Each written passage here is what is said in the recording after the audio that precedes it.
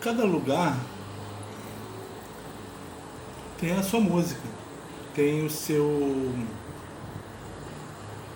o modo como as pessoas falam, tem um ritmo, mas lento em alguns momentos, rápido em outros, pausado. Tem entonações diferentes, né? Tem uma harmonia, né? Tem uma melodia. A fala das pessoas tem uma melodia. Tem uma música.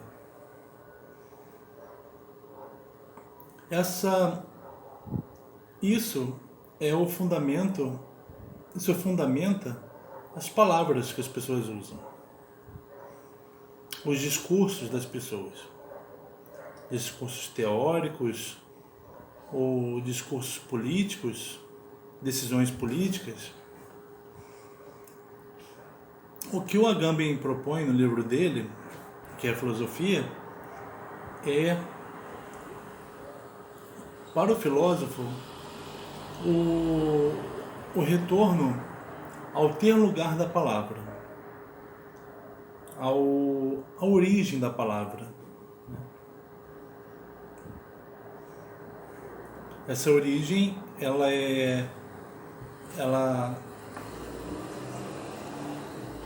por ser feita pelo homem que fala, ele não consegue ir até um certo ponto dela. É como se, a partir de um certo ponto da origem da palavra, que é quando o homem se torna um falante, quando ele deixa de ser o que era, um não falante, portanto não um homem, e se torna um falante, um homem. Esse ter lugar da palavra, ele que é um lugar que é guardado pelas musas, né? Para o filósofo, quando retorna esse ter lugar, ele o faz a partir de uma loucura erótica, né? Isso é o que o Platão diz no diálogo Fedro, quando alguém se apaixona por uma pessoa que ela acha bela, né? E por que alguém se apaixona? Alguém se apaixona por alguém que se acha belo? Por que isso? Porque o belo é aquilo que o belo das coisas que a gente encontra por aí, elas são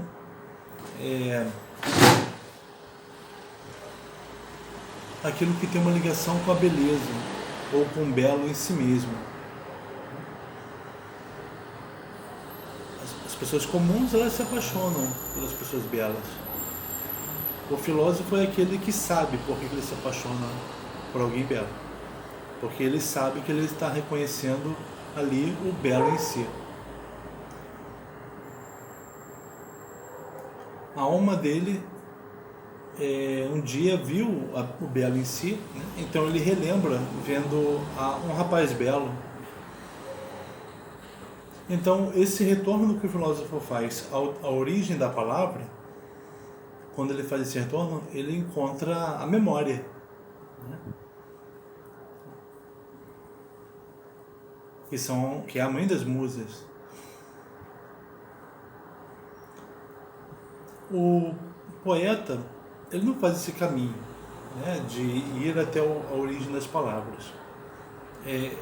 Ser aquele que é um falante, um usuário da língua, e ele vai ao início, à origem, ao ter lugar da palavra. Ele não faz esse caminho, o poeta.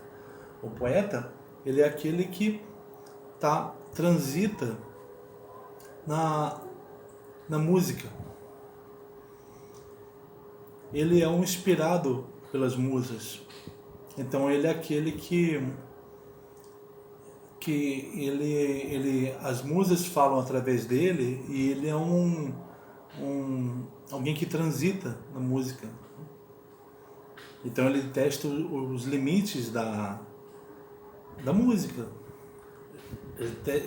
Ele olha para a linguagem e ri dos seus limites, né? Ele quer testar os limites da linguagem.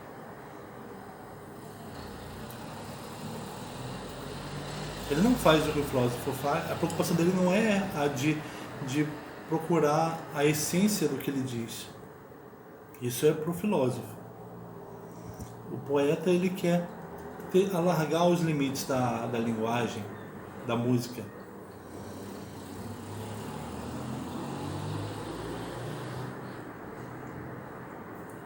Então a gente está chegando aqui no final do livro do Agamben, no último ponto, que diz assim: se a música é constitutivamente ligada à experiência dos limites da linguagem, então o poeta, né, aquele que transita no âmbito da música, ela está constitutivamente ligada à experiência dos limites da linguagem.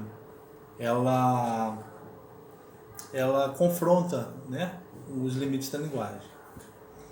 E se vice-versa, a experiência dos limites da linguagem, e com ela, política, é musicalmente condicionada, então, quando nós falamos, nós como usuários da língua, como falantes, nós experienciamos os limites da linguagem, ou seja, inclusive a linguagem política, na música.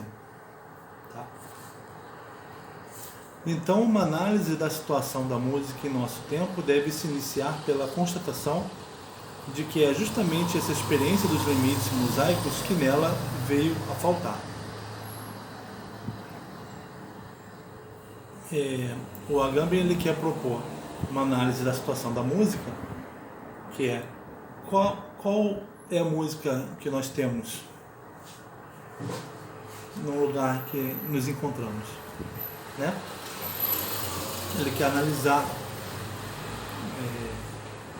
essa música, o ponto onde tem lugar a palavra daquele que é o falante. Mas aí ele propõe, ele diz que tem que se constatar que falta para a música as musas, né? A nossa música é vazia. A linguagem se dá hoje como tagarelice, que nunca se choca com seu próprio limite. A linguagem é tagarelice, não se choca com o seu próprio limite.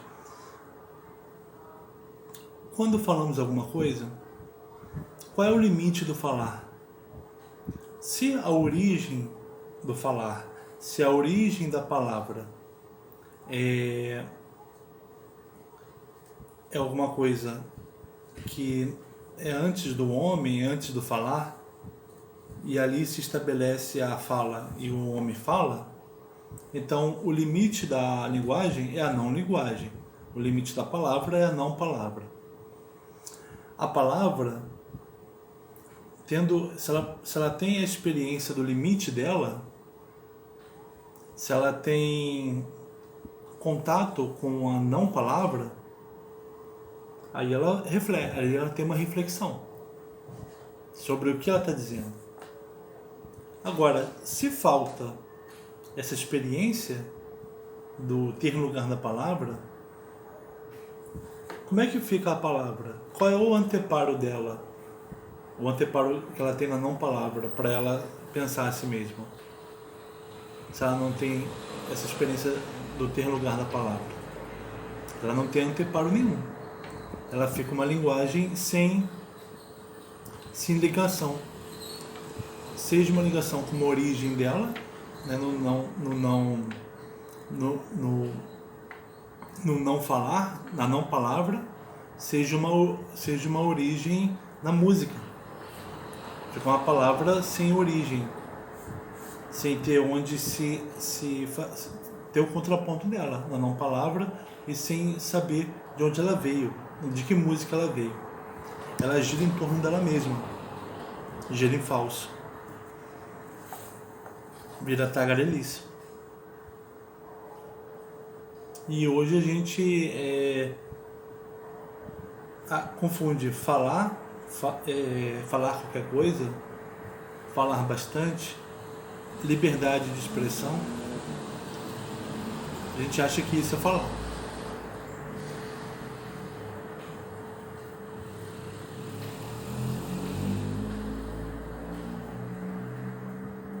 A linguagem se dá hoje como tagarelice, que nunca se choca com seu próprio limite, e parece ter perdido toda a consciência de seu íntimo nexo com o que não se pode dizer. Ou seja, com o tempo em que o homem ainda não era falante.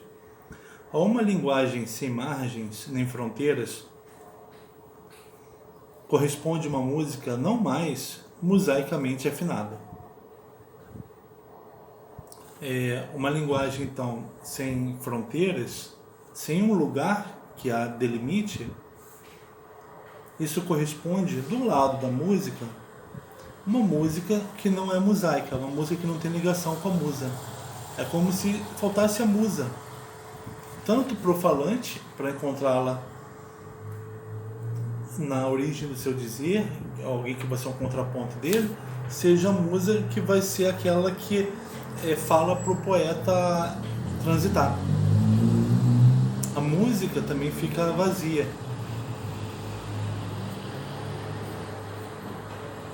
Uma música não mais mosaicamente afinada, e é uma música que deu as costas para a própria origem, corresponde a uma política sem consistência nem lugar. Então, uma palavra sem o contraponto da experiência da palavra, que são as musas, e uma música sem uma inspiração nas musas, uma palavra que não tem uma corresponde à outra, né? Uma palavra que não sabe a sua origem, e uma música que não tem as musas, uma corresponde à outra, né? Onde, indiferentemente, tudo parece poder ser dito, o canto vem a faltar, e com isso, os tons emotivos que mosaicamente o articulam. De um lado, tudo pode ser dito, tudo parece poder ser dito, é indiferente o que se fala, as palavras não têm mais valor. Por isso que se fala demais. E por outro lado, falta o canto, falta a voz das musas na música. Por isso que falta na música a emoção, a ligação com a terra, com os homens, da música que eles fazem. A nossa sociedade, em que a música parece penetrar freneticamente em todo lugar, na realidade, a primeira comunidade humana não mosaicamente ou amosaicamente afinada. A afinação da nossa música não depende da musa. A sensação de depressão e apatia geral só faz registrar a perda do nexo mosaico com a linguagem. Fantasiando de síndrome médica, o eclipse da política que é seu resultado. As musas, elas são aquelas que glorificam Zeus, dizendo o que é, dizendo para os homens o que é a realidade. Se elas faltam, se não tem essa manifestação espiritual da realidade, que diz para o homem o que é a realidade, toda música que se tem, ela não diz respeito à espiritualidade do homem, a essa elevação do homem. Não diz respeito ao homem,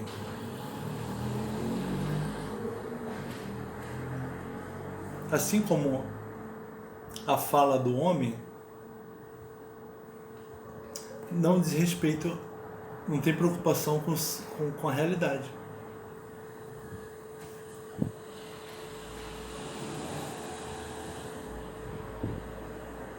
Por isso que nós caímos em depressão ou ficamos apáticos, porque o que falamos não tem sentido profundo de realidade. E nossas músicas não são mais, não dizem mais da gente, profundamente da gente.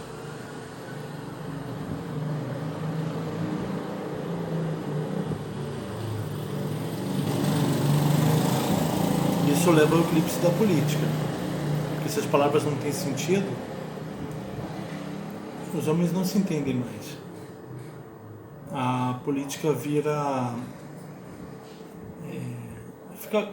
fica aquilo que ela não é. Fica alguma coisa que é confundida com o conflito, com a guerra. Porque as palavras perderam sentido. Isso significa que o nexo mosaico, que perdeu sua relação com os limites da linguagem, produz não mais uma teia moira, que é um destino divino, mas uma espécie de missão ou inspiração branca.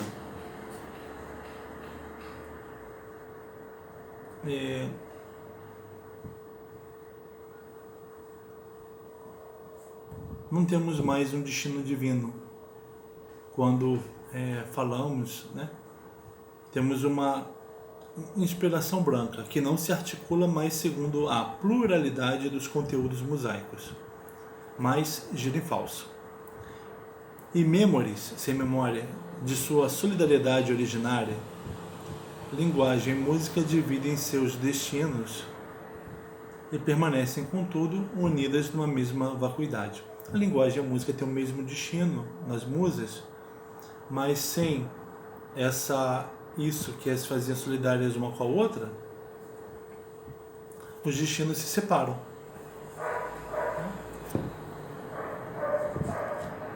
O que elas têm em comum é a vacuidade, é o serem vazias. É nesse sentido que a filosofia somente se pode dar hoje como reforma da música.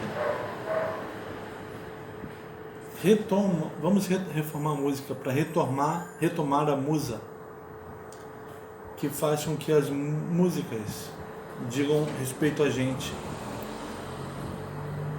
e que uma reforma da música também que faça com que as nossas palavras tenham um lugar.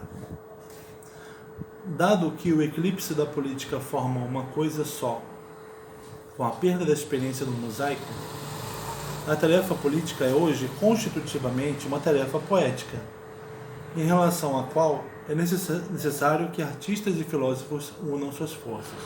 Aqueles que transitam com a música devem buscar a musa, reabilitar a musa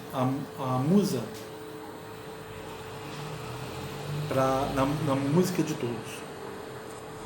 E os filósofos devem, na sua intenção de buscar a essência do que eles dizem, do que todo mundo diz, eles devem também trazer à tona a essência do dizer, que são as musas, né? Isso é uma tarefa política. Isso é uma atuação política, porque isso é o fundamento da política. É o dizer fundamentado nas musas.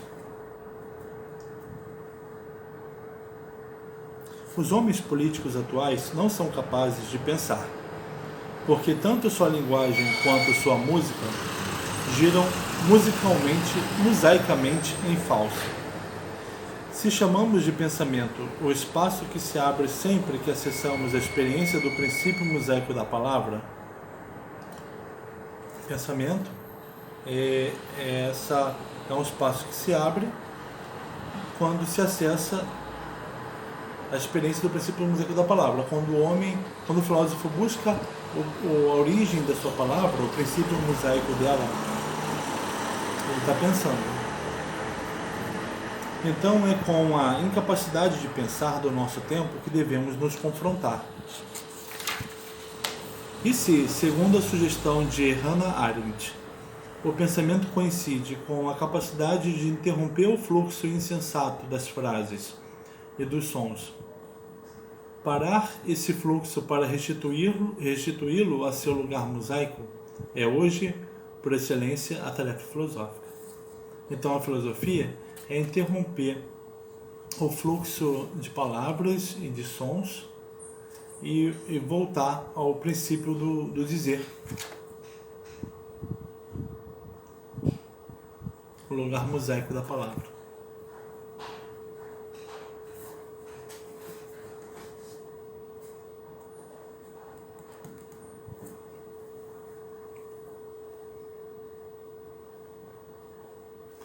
Esse livro, isso que a gente está falando,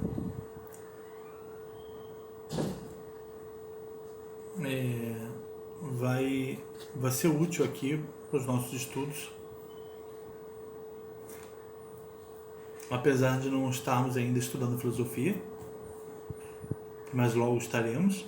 E quando fizermos a passagem da mitologia para a filosofia, eu acho que aí vai ser útil.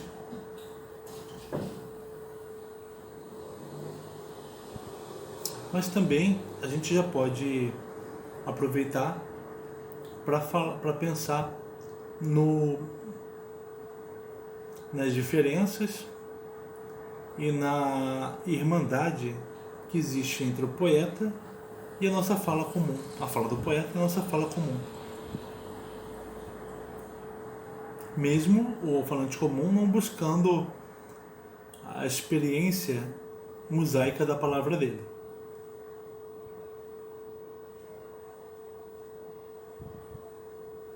Mas poderia pensar: qual é a origem do meu dizer? Qual o fundamento do que eu digo? Poderia. É isso que a filosofia quer nos provocar a pensar. Se perguntamos isso, aí estamos então apontando para um lugar que é o lugar das musas, que é o lugar daquelas que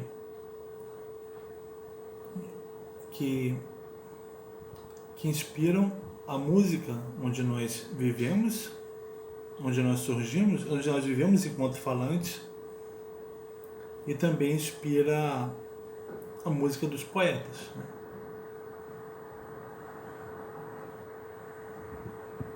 Então a gente continua nos próximos vídeos. Obrigado.